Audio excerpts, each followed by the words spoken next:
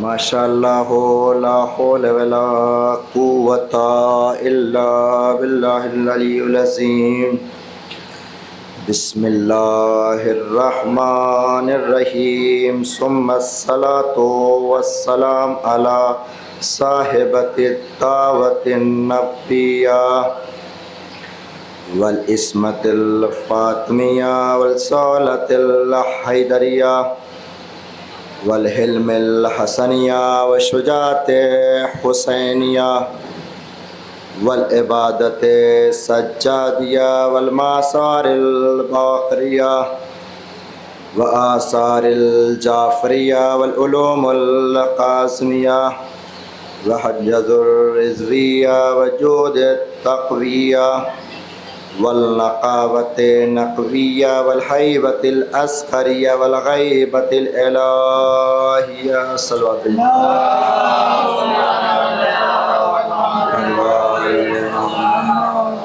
مولانا مولا الثقلین رب المشرقین والمغربین بالقاسم محمد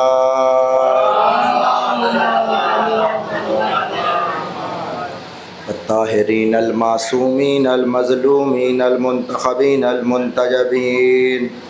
قال تبارک و تعالی کتاب المحبین، بسم اللہ الرحمن الرحیم، وما خلقت الجن والانس الا لیعبدون۔ صلوات محمد وعلی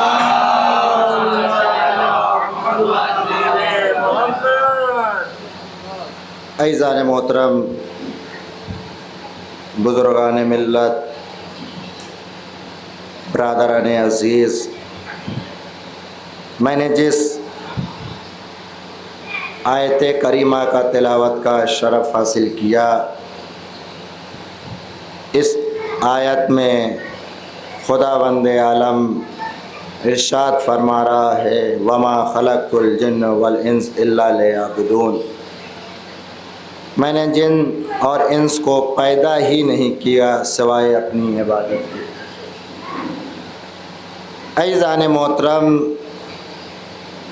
خداوند عالم نے جو ہمیں خلق کیا ہے اس کا مقصد، ہدف یہی ہے کہ وہ انسان عبادت کرے۔ عبادت کے معنی کیا ہوتے ہیں؟ عبادت کے معنی بندگی کے ہوتے ہیں، عبادت کے معنی پیروی کے ہوتے ہیں، عبادت کے معنی فرما برداری کے ہوتے ہیں۔ عزیزان محترم، عزیزان ایمان، عبادت کو کئی حصوں میں تقسیم کیا گیا ہے، عبادت کو کئی طرح بیان کیا گیا ہے کہ مومن کو خوش کرنا یہ بھی ایک عبادت میں شمار ہوتا ہے، صدقہ دینا یہ بھی ایک عبادت میں شمار ہوتا ہے، خیرات دینا یہ بھی ایک عبادت میں شمار ہوتا ہے، کسی کی مدد کرنا یہ بھی ایک عبادت میں شمار ہوتا ہے، کسی کی کمک کرنا یہ بھی ایک عبادت میں شمار ہوتا ہے، صلہ رحم کرنا یہ بھی ایک عبادت میں شمار ہوتا ہے، والدین کا احترام کرنا یہ بھی ایک عبادت میں شمار ہوتا ہے۔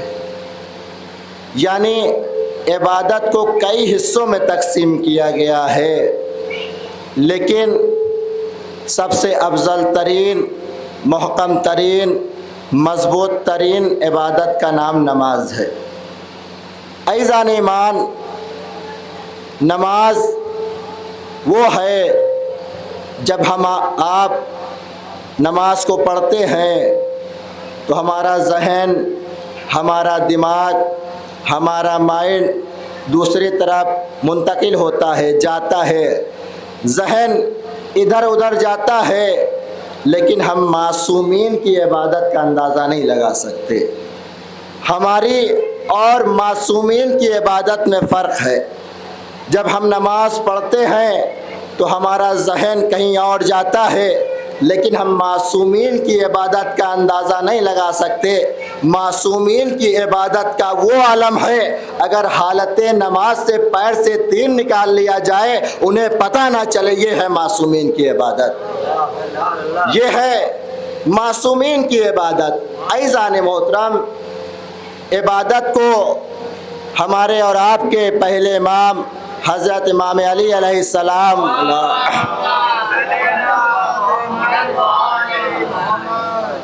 تین حصوں میں تقسیم کرتے ہیں، بیان کرتے ہیں۔ نہج البلاغہ میں ہے یہ کہ عبادت کو تین حصوں میں تقسیم کیا گیا ہے، جدا کیا گیا ہے۔ مولا کائنات فرماتے ہیں کہ پہلی عبادت جو انسان کرتا ہے انعام کے لالچ میں کرتا ہے، یعنی اس عبادت کو تاجروں والی عبادت کہی گئی ہے۔ آپ بارہا جانتے ہیں کہ تاجر کس طریقے سے تجارت کرتے ہیں، کس لیے تجارت کرتے ہیں؟ اپنے فائدے کے لیے، منافع کے لیے وہ تجارت کرتے ہیں۔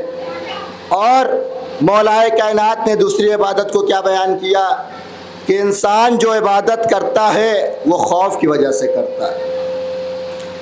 خوف کی عبادت کس طریقے سے ہوتی ہے کہ غلام جو ہوتا ہے اپنے مالک سے ڈر کر کام کرتا ہے۔ جو غلام رہے گا وہ اپنے مالک سے ڈرتا رہتا ہے، کہیں اگر کام نہیں کر رہا ہے آ کر مالک دیکھ نہ لے اور ہمیں ڈانٹے، یعنی اس کے اندر خوف پایا جا رہا ہے۔ تیسری عبادت کو جو بیان کیا ہے مولا کائنات نے کہ انسان جو عبادت کرتا ہے خدا کا شکر ادا کرنے کے لیے کرتا ہے۔ اب عزیزان محترم، مولا کائنات نے عبادت کو تین حصوں میں تقسیم کیا۔ پہلی کون سی عبادت کیا کہ انسان تاجروں والی عبادت کو کیا۔ پھر دوسری عبادت کو کیا کہا؟ خوف کی طرح کرتے ہیں جو لوگ۔ تیسری عبادت کو کیا بول رہے ہیں مولا کائنات، کیا بتانا چاہ رہے ہیں؟ جو لوگ خدا کے شکر کے لیے عبادت کرتے ہیں۔ اب انسان یہ نہ سوچنے لگے کہ جو پہلی عبادت کر رہے ہیں وہ بیکار ہے، دوسری عبادت جو ہے وہ بیکار ہے۔ عزیزان محترم، نہ پہلی عبادت بیکار ہے نہ دوسری عبادت بیکار ہے۔ مولا کائنات عبادت کا مرتبہ بتا رہے ہیں، یہ تینوں میں سے آخری عبادت جو اس کا مرتبہ بالا ہے، بلند ہے۔ اب عزیزان محترم، مولا کائنات بتانا چاہ رہے ہیں کہ انسان ذہن میں تصور بھی نہ لائے، سوچے بھی نہیں کہ ہم پہلی جو عبادت کر لیے تو ہماری علی عبادت نہیں قبول ہوئی۔ نہیں عزیزان محترم، عبادت تو قبول ہوئی، لیکن جو تیسری عبادت کو مولا کائنات نے کہا یہ بہترین عبادت ہے، جو خدا کا شکر کرتا ہے اس سے ہم محروم ہو جاتے ہیں۔ عزیزان محترم، یہ ہے عبادت، یعنی عبادت کو ہر جگہ پر تقسیم کیا گیا ہے۔ وہ کوئی سی بھی عبادت ہو، کوئی بھی ہو، صدقہ بھی دے رہا ہے۔ صدقہ کے بارے میں مجلس میں بیان کیا 2 روز پہلے کہ کس طریقے سے انسان صدقہ دے، کس کو صدقہ دے، کون صدقہ کا حقدار ہے، اور صدقہ اس طرح دیا جائے اگر آپ کے پاس صدقہ نہیں ہے تو آپ جا کر نرم لہجے سے اس سے بول سکتے ہیں، لیکن آپ کو دھتکارنے کا حق نہیں ہے، بھگانے کا حق نہیں بنتا۔ اب عزیزان محترم، ان عبادتوں میں ایک عبادت کا نام صلہ رحم ہے۔ صلہ رحم کسے کہتے ہیں؟ یعنی اپنے خونی رشتہ داروں سے ناتا رکھنا، رشتہ رکھنا۔ اب عزیزان محترم، اسی عبادت میں امام رضا علیہ السلام ایک حدیث ارشاد فرماتے ہیں،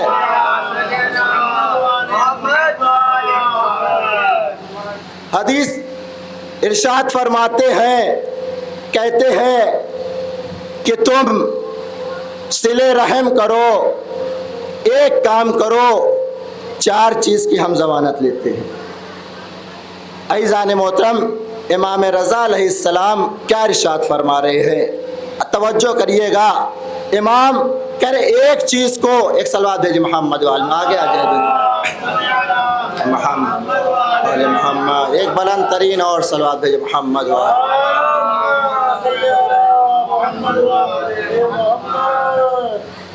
امام رضا علیہ السلام کیا ارشاد فرما رہے ہیں یہ ارشاد فرما رہے ہیں کہ ایک کام تم کرو 4 چیز کی میں ضمانت لیتا ہوں۔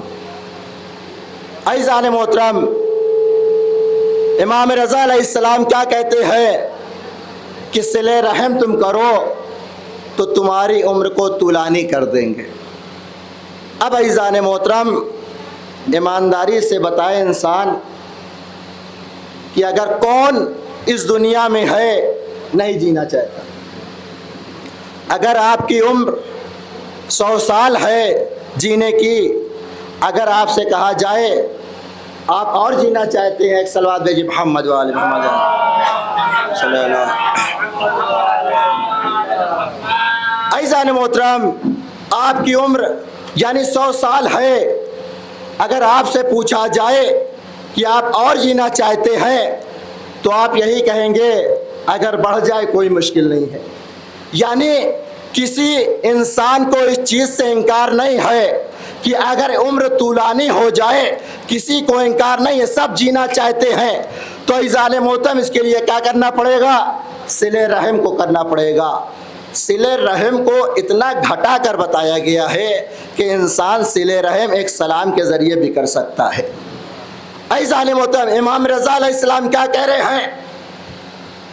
تم ایک کام کرو 4 چیز کی میں ضمانت لیتا ہوں۔ پہلی چیز کیا بیان کرتے ہیں؟ اگر تم صلہ رحم کرو گے تو تمہاری عمر طولانی کر دیں گے، تمہاری عمر بڑھا دیں گے۔ اب عزیزان محترم، سب زیادہ جینا چاہتے ہیں، سب اس دنیا میں زیادہ جینا چاہتے ہیں، سب چاہتے ہیں کہ ہماری عمر طولانی ہو جائے، ہماری عمر بڑھ جائے۔ اب عزیزان محترم، دوسری چیز ارشاد فرماتے ہیں اگر تم صلہ رحم کرو گے تمہارے رزق میں برکت عطا کر دیں گے۔ اب عزیزان محترم، ہمارا معاشرہ جو ہے جو صلہ رحم تو کرتا ہے، لیکن جو دعا کرتا ہے یہ دعا کرتا ہے کہ ہمارے رزق میں اضافہ ہو جائے۔ کبھی کوئی انسان یہ دعا نہیں کرتا کہ رزق میں برکت ہو جائے۔ عزیزان محترم، اصل یہ ہونا چاہیے، انسان کو دعا کرنا چاہیے کہ ہمارے رزق میں برکت ہو جائے۔ اب عزیزان محترم، جب انسان کے رزق میں برکت ہو جائے گی، انسان کو شکر خدا کرنا چاہیے۔ جو کچھ خداوند عالم نے دیا ہے رزق، اس میں کھائے اور پیے، اس میں بھی بچ جائے۔ انسان کو اس چیز کی دعا کرنا چاہیے۔ لیکن خداوند عالم ارشاد فرما رہا ہے، یہ ارشاد فرما رہا ہے کہ صلہ رحم کو اتنا گھٹایا گیا ہے کہ انسان سلام کے ذریعے بھی کر سکتا ہے۔ خود امام رضا علیہ السلام نے کیا کہا؟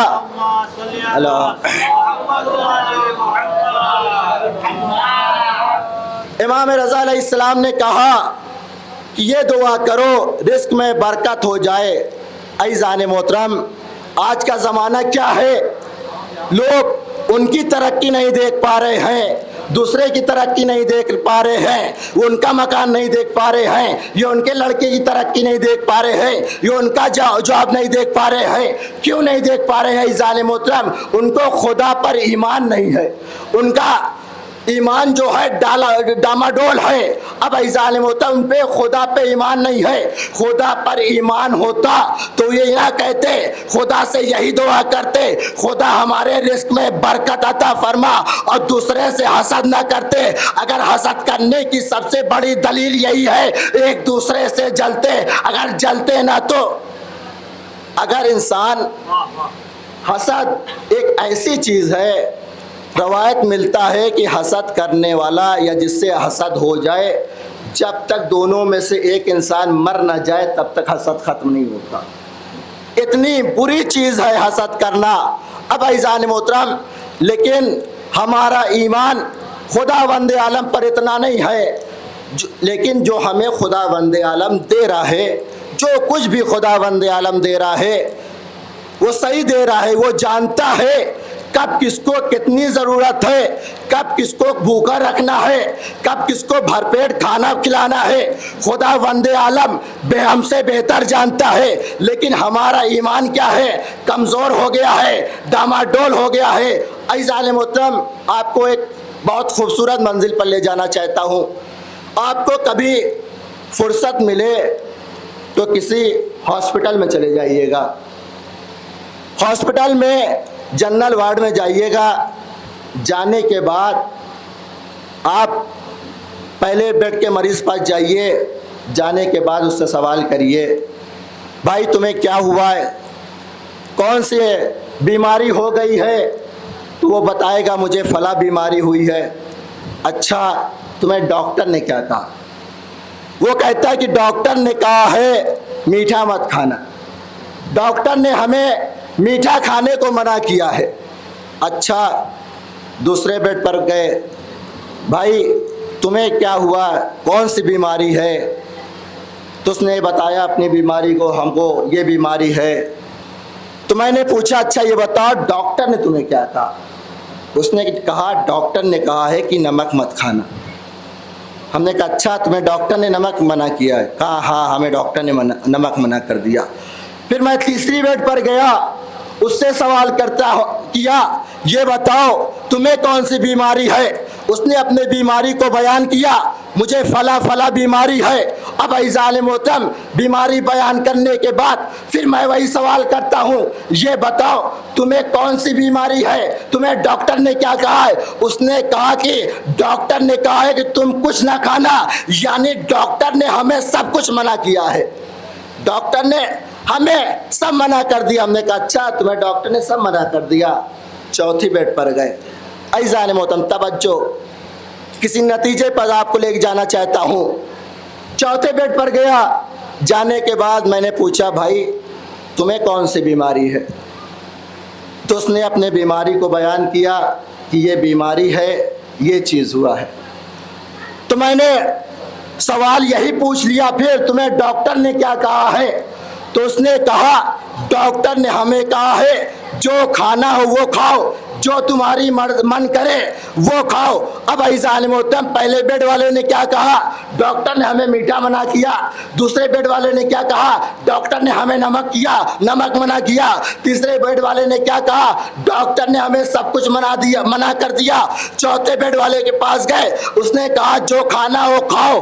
अब ऐज़ान मोहतरम जैसे ही सबके पास जाने के बाद सबसे सवाल किया, सवाल करने के बाद मैंने कहा जब डॉक्टर राउंड पर आए ना तो डॉक्टर का गिरबान पकड़ लेना, पकड़ने के बाद डॉक्टर से सवाल करना कि इसको नमक क्यों मना किया, इसको मीठा खाने को क्यों मना किया, इसको सब खाने को क्यों कहा, इसको सब मना क्यों किया।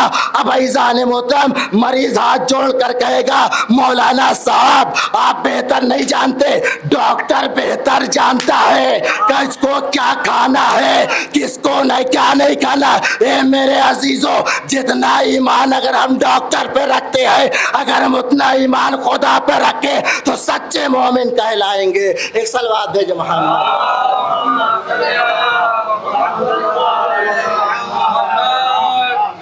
ऐसा नहीं मोहतरम, जितना ईमान हम डॉक्टर पे रखते हैं अगर उतना ईमान अगर हम खुदा पे रखें तो सच्चे मोमिन कहलाएंगे। यही दुआ की जाती है रिस्क में इजाफा हो, नहीं ज़ाहिर मोहतरम रिस्क में बरकत की दुआ मांगना चाहिए इंसान।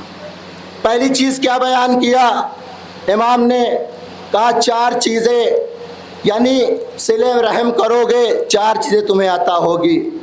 अब ऐज़ान मोहतरम पहली चीज़ बयान किया कि तुम्हारी उम्र तुलानी हो जाएगी। दूसरी चीज़ क्या बयान किया? रिस्क में बरकत हो जाएगी अगर तुम सिले रहम कर रहे हो। तीसरी चीज़ ये बयान करते हैं कि अगर तुम सिले रहम करोगे अल्लाह और रसूल के महबूब बंदों में शुमार हो जाओगे। फिर चौथी चीज़ बयान करते हैं अगर तुम सिले रहम करोगे तो अल्लाह तुम्हारे ऊपर जन्नत वाजिब कर देगा। अब ऐज़ान मोहतरम ऐसा कौन सा इंसान जो है अरे छोटी सी चीज़ है सिले रहम करके इस चार चीज़ को नहीं अपना लेगा। इमाम ने क्या कहा? अगर सिले रहम करोगे तुम्हारी उम्र को बढ़ा देंगे, अगर सिले रहम करोगे, अगर सिले रहम करोगे तुम्हारी रिस्क में बरकत अता कर देंगे, अगर सिले रहम करोगे तुम अल्लाह और रसूल के महबूब के बंदों में शुमार हो जाओगे, सिले रहम करोगे तुम पर जन्नत वाजिब कर दी जाएगी। अज़ीज़ान मोहतरम, सिले रहम को इतना घटा के बयान किया गया है। अगर किसी आम बच्चे के ऊपर अगर आप सिले रहम के उन्वान से हाथ को फेर दे तो खुदा वंदे आलम इन 4 चीज को अता करता है। उम्र तुलानी कर देता है, रिस्क में बरकत अता कर देता है, अल्लाह रसूल का महबूब बना देता है, जन्नत अता कर देता है। अब जिसने अब्दुल्ला के यतीम के सर पर हाथ फेरा हो वो कहते हैं कि वो जन्नत में जाएगा कि ना जाएगा। एक सलवात दे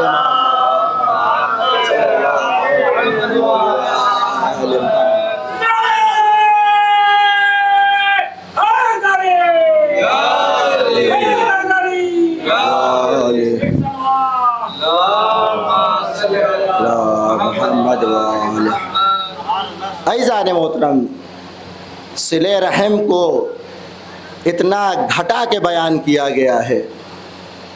अगर रवायत बताती है कि अगर इंसान की ज़िंदगी 3 साल बची है, अगर कोई इंसान सिले रहम कर देता है ना तो उसकी ज़िंदगी 30 साल बढ़ा दी जाती है। आप अंदाज़ा लगाएं कि सिले रहम को किस तरीके से बयान किया गया है। अज़ीज़ान मोहतरम, खुदा वंदे आलम ने क्या कहा, मैंने जिन्स और इंस को क्यों पैदा किया? अपनी इबादत के लिए। ये भी एक इबादत सिले रहम है। सदका के बारे में बयान कर चुका, लोग सुन चुके किस तरीके से है। अज़ीज़ान मोहतरम, इसी तरीके से वालिदैन का एहतराम करना भी ये भी एक सिले रहम है, ये भी एक इबादत है।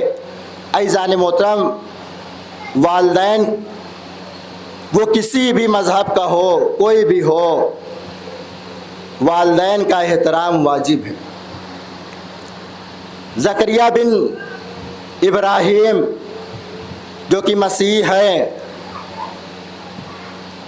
वो जो कि इमाम जाफ़र सादिक़ अलैहिस्सलाम सल्लल्लाहु मोहम्मद वाले के दस्त मुबारक से इस्लाम को कबूल किया और कबूल करने के बाद इमाम से सवाल करते हैं, मौला ये बताइए हमारे वालिदैन ये हैं, इस मज़हब पर हैं, मैं उनके साथ रहता हूँ, खाना पीना खाता हूँ, क्या ये सही है? इमाम ने कहा, क्या वो सूअर का गोश्त खाते हैं? कहा नहीं। कहा जब नहीं खाते तो तुम उनके साथ जाकर जितना हो सके खिदमत करो, जितनी हो सके उनकी तुम खिदमत को अंजाम दो, पैरवी करो। अब अज़ीज़ान मोहतरम, आते हैं, आने के बाद अपने वालिदैन की खिदमत करने लगते हैं, खिदमत करते रहते हैं तो उनके वालिदैन यही जुमला कहते हैं, पहले तो तुम मेरी इतनी खिदमत नहीं करते थे, लेकिन जब से तुम मदीने से आए हो बहुत ज़्यादा खिदमत कर रहे हो, क्या वजह है कि तुमने कौन सा मज़हब कबूल किया? अब अज़ीज़ान मोहतरम, ज़करिया बिन इब्राहीम बयान करते हैं कि मैं रसूल के घराने के एक फ़र्द से इस्लाम को कबूल किया। अब अज़ीज़ान मोहतरम, जैसे ये जुमला सुनने के बाद ज़करिया बिन इब्राहीम कहते हैं कि हमसे उनसे इस्लाम को कबूल किया, तो उनके वालिदैन किस लिए इस्लाम को कबूल करते हैं? दोबारा क्यों करते हैं? क्योंकि उन्होंने अपने बेटे को देखा कि वो इस तरीके से एहतराम कर रहे हैं, इस तरीके से हमारी खिदमत अंजाम दे रहे हैं। अब अज़ीज़ान मोहतरम, इंसान ये ना सोचे कि हमारा वालिदैन किसी मज़हब पर है तो हम एहतराम नहीं करेंगे। अज़ीज़ान मोहतरम, एहतराम करना वालिदैन का ज़रूरी है। अगर क्योंकि वालिदैन का अगर इंसान एहतराम नहीं कर रहा है तो वो कामयाब नहीं हो सकता। एक सलवात दे मोहम्मद।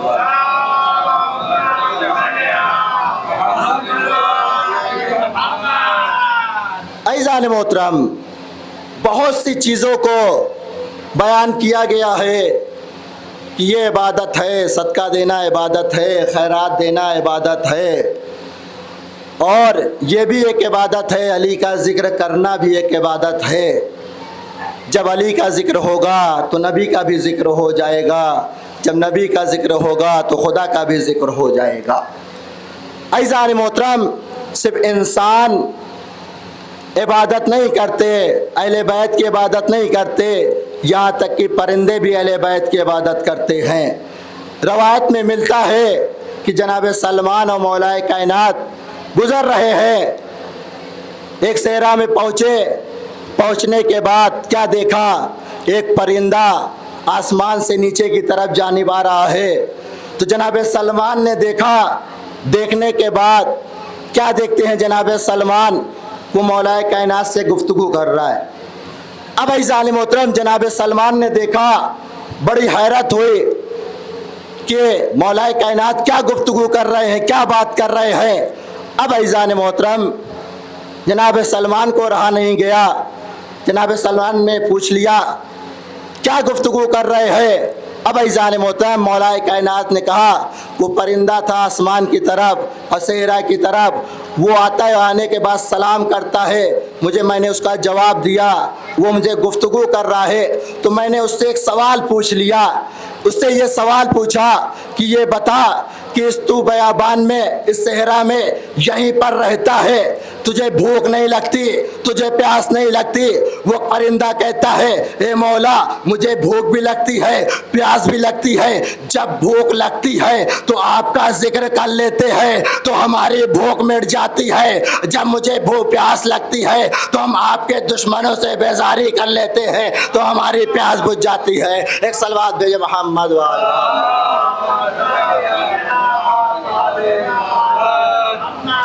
ایک صلوات اور بلند ترین بھیج دے، اللہم صلی علی محمد وآل محمد۔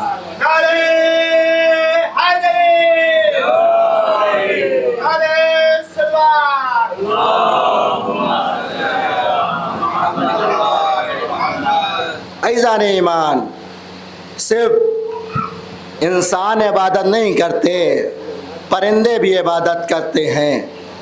انسان سوچے بھی نہ کہ کون عبادت نہیں کرتا، ہر ایک انسان اہل بیت کی عبادت کرتے ہیں، خدا کی عبادت کرتے ہیں۔ میں نے بتایا کہ ساری عبادتوں کو تقسیم کیا گیا، ذکر علی نے عبادہ، علی کا ذکر کرنا بھی عبادت ہے۔ عزیزان ایمان، مولا کائنات جناب سلمان سے ہی مروی ہے، جو کہ روایت میں ہے کہ کچھ لوگ آنے کے بعد کہتے ہیں کہ آپ دعویٰ کرتے ہیں کہ مردے کو زندہ کرتے ہیں۔ عزیزان محترم، ایک صلوات بھیجے محمد وآل محمد۔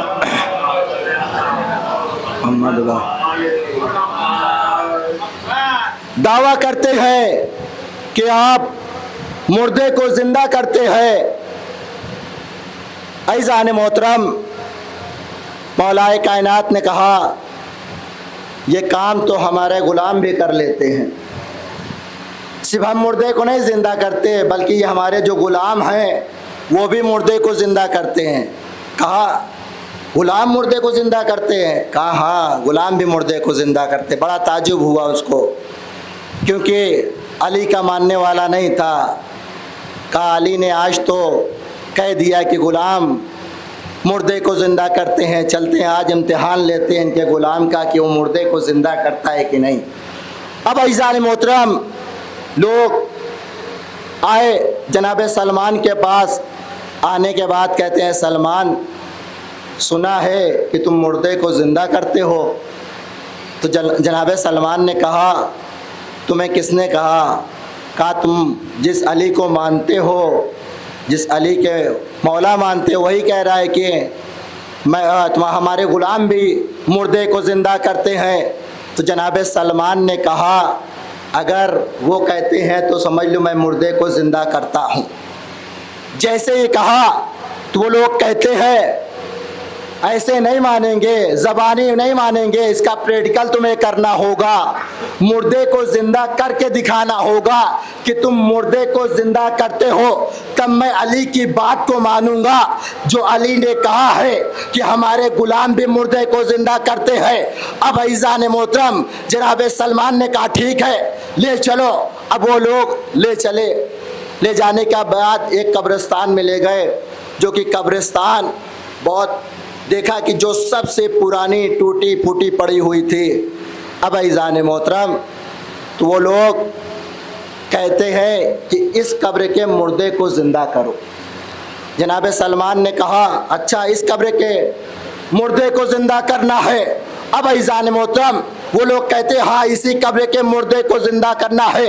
جناب سلمان کہتے ہیں مولا آج تک میں نے مردے کو تو زندہ کیا نہیں، لیکن آپ نے کہا ہے تو میں مردے کو زندہ کر سکتا ہوں۔ اب جناب سلمان نے قبر پر ہاتھ رکھا، ہاتھ رکھنے کے بعد یہی جملہ کہتے ہیں کم بے اذن علی ابن ابی طالب، اڑ جا علی ابن ابی طالب کے حکم سے۔ اب عزیزان محترم، قبر کو پھٹنا تھا، قبر پھٹی، مردہ باہر آیا۔ جب مردہ باہر آیا تو لوگ ڈر گئے، پریشان ہو گئے۔ جب مردہ باہر آیا تو یہ جملہ کہتا ہوا باہر آیا اینا جمال، اینا جمال، میرا جمال کہاں ہے، میرا اونٹ کہاں ہے، میرا اونٹ کہاں ہے۔ اب عزیزان محترم لوگ گھبرا گئے، گھبرانے کے بعد فوراً جناب سلمان کے پیچھے آئے۔ آنے کے بعد کہتے ہیں اے سلمان، میں نے مان لیا، قبول کر لیا، تم مردے کو زندہ کرتے ہو، یہ بات کو میں نے تسلیم کر لی، مان لی، لیکن ایک بات سمجھ نہیں آتی، یہ تم مردے کو زندہ کیے، یہاں تک یہ بات سمجھ آ رہی ہے، قبر پھٹی، مردہ باہر آیا، اور یہ باہر آنے کے بعد یہ کون سے اونٹ کو تلاش کر رہا ہے۔ اب عزیزان محترم، جناب سلمان نے کیا کہا، ارے کاش تم نے تاریخ پڑھی ہوتی، تمہیں علم ہوتا جب انسان جس حالت میں دنیا میں جاتا ہے، جو بھی حالت میں اس دنیا سے جائے گا، جب اس کو اٹھایا جائے گا وہ اسی حالت پر اٹھے گا۔ یہ ایک چرواہا تھا، بھیڑ کو چراتے چراتے، اونٹ کو چراتے چراتے اس دنیا سے چلا گیا، اس دنیا سے چلا گیا، جب اس کو دوبارہ زندہ کیا یہ وہی جملہ کہہ رہا ہے اینا جمال، میرا اونٹ کہاں ہے۔ اب عزیزان محترم، جناب سلمان نے کیا جملہ کہا، اسی لیے تو کہتا ہوں جہاں بھی بیٹھا کرو علی علی کہا کرو، اگر علی علی کہتے کہتے مر بھی جاؤ، جب تمہیں دوبارہ زندہ کیا جائے تو علی قبر سے علی علی کہتے ہوئے اٹھو۔ ایک سلوات دے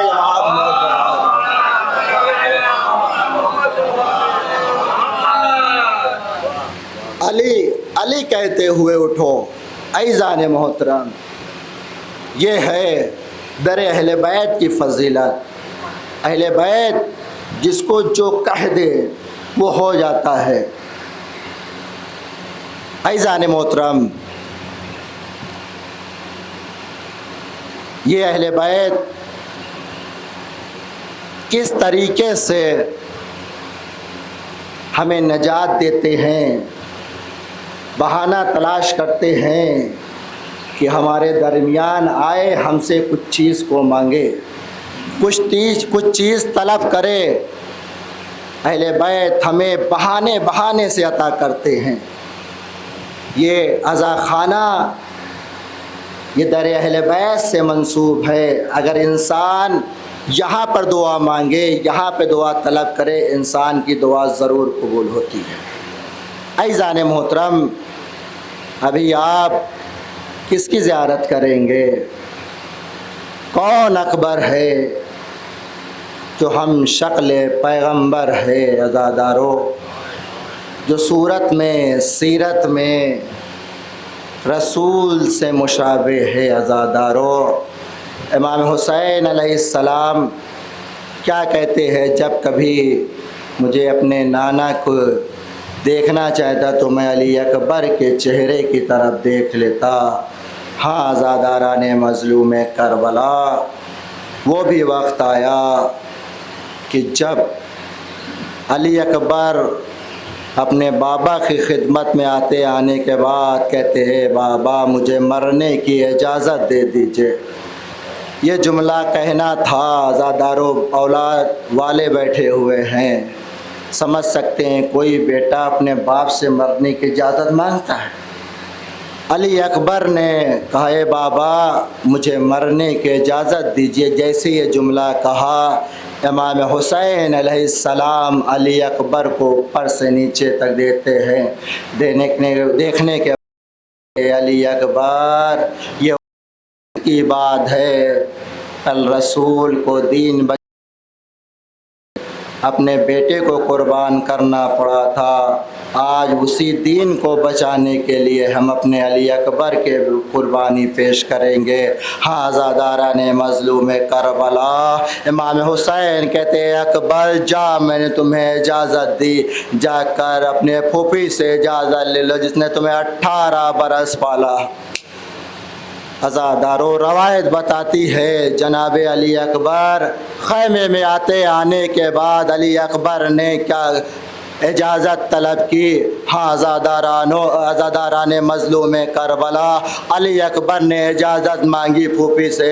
ہاں عزادارو ام لیلہ سے اجازت طلب کرتے ہیں، کیا جملہ کہتے ہیں؟ اسی لیے تمہیں 18 برس پالا تھا کہ تم مجھے میرا ساتھ چھوڑ کر چلے جاؤ۔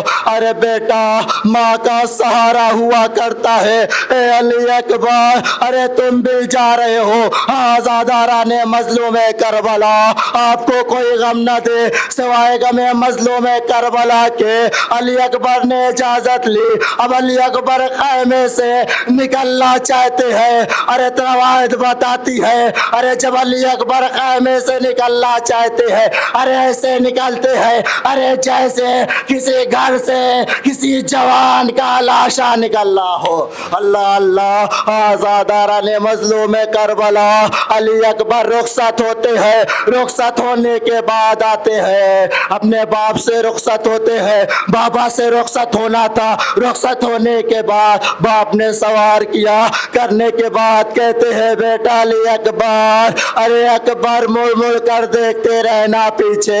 عزاداران مظلوم کربلا، امام حسین علیہ السلام نے اکبر کو روانہ کیا، اکبر کو جدا کیا، اکبر کو سوار کیا۔ اب ادھر علی اکبر آگے چلے، علی اکبر کو آگے چلنا تھا، علی اکبر کو لگا ارے کوئی پیچھے مڑ کر آ رہا، ارے کیا دیکھا، ارے ضعیف باپ کمر تھامے ہوئے چلا رہا ہے۔ عزادارو جیسے ہی علی اکبر نے دیکھا ارے فوراً گھوڑے سے زمین پر آئے، آنے کے بعد کیا کہتے ہیں اکبر کہتے ہیں بابا ارے آپ نے مجھے تو رخصت کر دیا ہے تو کیوں پیچھے پیچھے چلے آ رہے؟